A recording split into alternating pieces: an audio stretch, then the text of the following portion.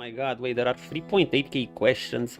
I think the guys over on the Divinity subreddit have found better things, some more relevant questions. Hell yeah. From Nick Larian, they say Divinity will not keep the armor and magic system from DoS2. I expected this much. It was the controversial system to begin with. Some people liked it, but at least half of people didn't like it. They adapted to it. I believe it got a lot more like once Enhanced Edition came out, because I hear that before Enhanced Edition enemies had more even levels of magic resistant armor, and that discouraged hybrids. They just encourage a single type of damage. Well, even now you're kind of encouraged to do a single type of damage, but you can, you know, it's encouraged to have some backup hybrid skills, you know, focus on, have something main, this. Yeah, I never had a problem with it either, but I could see why it can be. The vast majority of people aren't gonna go deeper to the hybrid system, so it will punish even splits.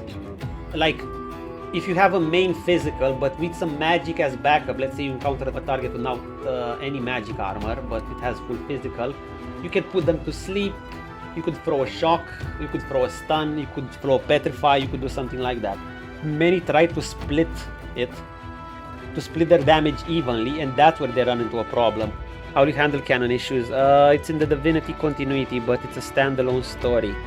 Long-term Divinity fans will find lots of familiar things, but it's never just fan service. It has to serve the story we are telling. Divinity universe is full weird and wonderful characters. I mean, I've seen some of Mortimal's gaming, if you guys know him. He had the channel that did a ton of lore on Divinity, and the way he puts it, and the way it is just that the lore is pretty wonky till DoS2. Even till DoS1, but especially till DoS2. Next question. Will the looting system be random and level dependent like most items in DoS1 and 2? Okay, this is a good question. Another very good question.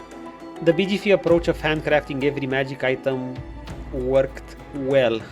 Yeah, I agree, but it's just that you don't have that much crafting. Something we realized when working with randomized loot for DoS1 and 2 is that fully random loot is frequently confusing. Yeah. So we added more and more rules and pre-made patterns to make it feel more intentional. In the end, randomization did not save us much time. Yeah, I'm fine with that too. Just ditch the RNG, you know. It would be much better to let us choose stats. However, you know what I want? I want a crafting system like in DoS1 or 2. In BG3, I'm sure they wanted to add an actual crafting system besides just alchemy. But, or making a staff of ice or some shit. But it was a feature that I'm sure got scrapped, like many other things.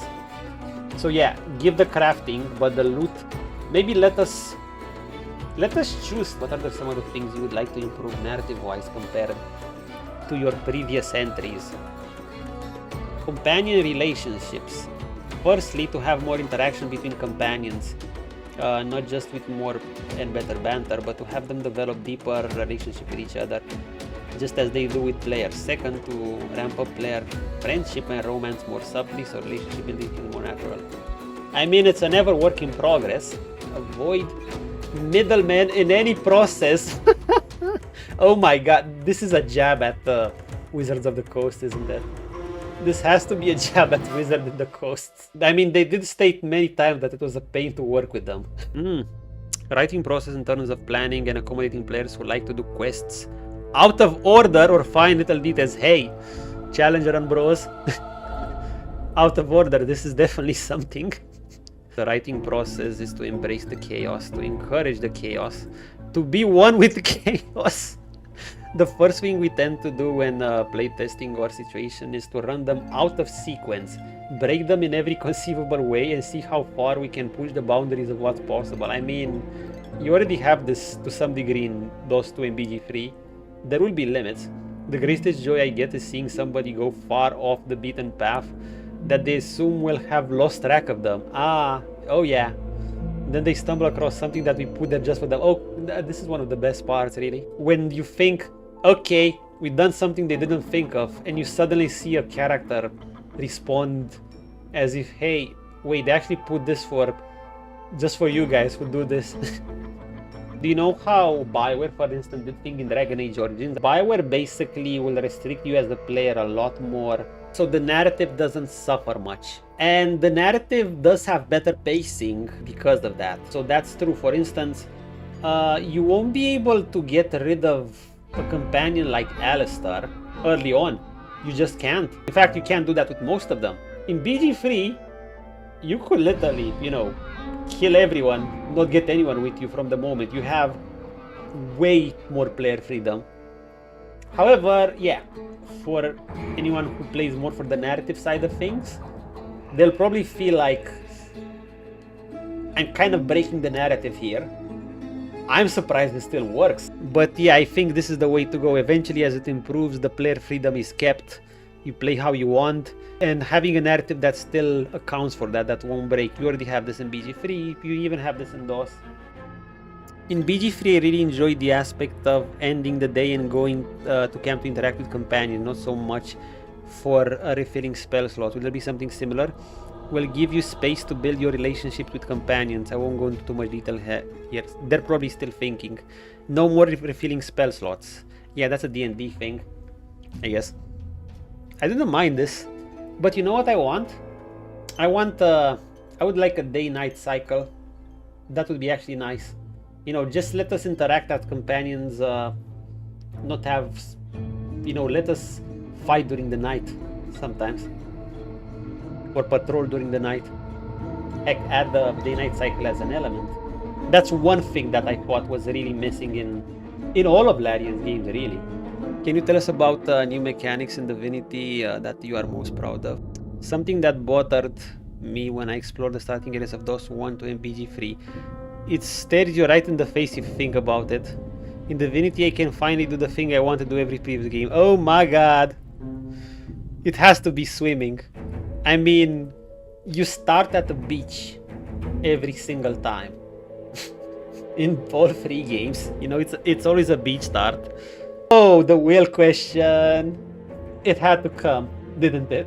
Considering BG3 was such a hit, why did you not develop Wyll further in subsequent patches, but change the storyline and personality of other companions? Okay, we have to admit, BG3 has the Larian favorites. Well, the crowd favorites are the Larian favorites. It's kind of like that. I guess it's not exactly a which came first, chicken or the egg thing. Or is it? The companions Larian put more effort in are the ones the audience will like more. And then Larian will basically elevate those characters even further. Popular get more popular, the unpopular don't get more popular, basically. But it's still Larian developing them first, right? So it starts with them. Okay, Shadowheart and Astarion, they've been the most popular companions in general. Shadowheart has so much content and lines compared to Karlach. Oh god, sorry Karlach fans, but the difference in content and even relevancy to the plot is just night and day. Now, would the Shadowheart still been more popular if they were even? Yes, absolutely. Basically, you know, God Elf, it's a match made in heaven. She would always be the most popular. Sorry, Jen, I have to tell you the truth. Listen! Do not close your ears. No one puts your baby in the court. I'm sorry, you guys. You know it's true! Rome fans hate the Gops. Well played, Machu. Well played. Let's say if you had 2 Karlachs. They're well taught, but you have to realize there are fan favorites. There are Larian favorites. Now what I'm trying to determine is this chicken or egg question. Does the Larian make those companions better because they assume the fans will already like those characters more, and they assumed, okay, we're gonna have the God Elf here and the vampire guy, Astarion. They're gonna be the most popular, right? So let's make them the most, let's give them the most content. Let's make them highly involved in the plot. Astarion is an interesting case because he's totally not involved in the main plot. But he's just, I mean, maybe that's a lot due to Neil. I mean, they just made him a joy to have around. He's just too funny. And also has as a personal story, his story is excellent. It's still a gamer's thing. They understand their audience, which I guess is a good thing. But back to our argument. Imagine it like this then. Okay, take Shadowheart out of the question, or Astarion. Think if you had two Karlachs, the blue Karlach and the red Karlach. Okay, let's say that. And one Karlach would receive Shadowheart levels of content and involvement into the main plot. Obviously, the one who would get more popular would be the one that received the Shadowheart levels of content. Most people will prefer the more developed Karlach. So, we're in that scenario. I think Karlach is the worst case because she doesn't have the content. She's just so... She's fun to have around, but she just doesn't have the content. Wyll has the content. However, what was the issue with him? He has no agency. He feels like he has so little agency over his own destiny. It's like, hey Wyll, do this. Hey Wyll, you should do this. Hey Wyll, you should do this. Okay. That's the issue with Wyll. You see the potential there. You see a lot of potential. So it's interesting because I think it could have been fixed. I've heard stories from early access players that Wyll was actually more interesting there. Or maybe he didn't have finished storyline, I don't know. This guy is saying the same thing. His story was always on the verge of being great and interesting, but in the end he had and continues to have no real agency on point, 100% on point, as all his quests are subverted for other characters. I agree on everything, this guy said. So, let's see how they answer this one. Haha. I wish Wyll had gotten more content and a more fulfilling arc too. Okay. As you probably know, we weren't connecting with Wyll's early access recruitment and initial questing. Well, I don't know, but I'm sure early access players know better.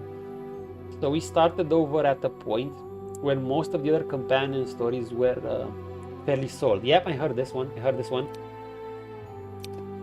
A lot of decisions came later in the development than was ideal. And there was a key situation near Baldur's Gate that I intended to heavily involve Wyll in the Red War College that got cut. Feels bad, man. That meant back to the drawing board again. Oh, I mean, it's already self-explanatory. If it's back to the drawing board again and again and again, at some point something's gonna break. And yeah, they played it relatively safe, but we had some good answers.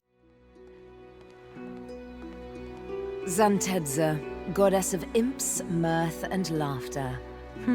Something tells me she's not laughing now.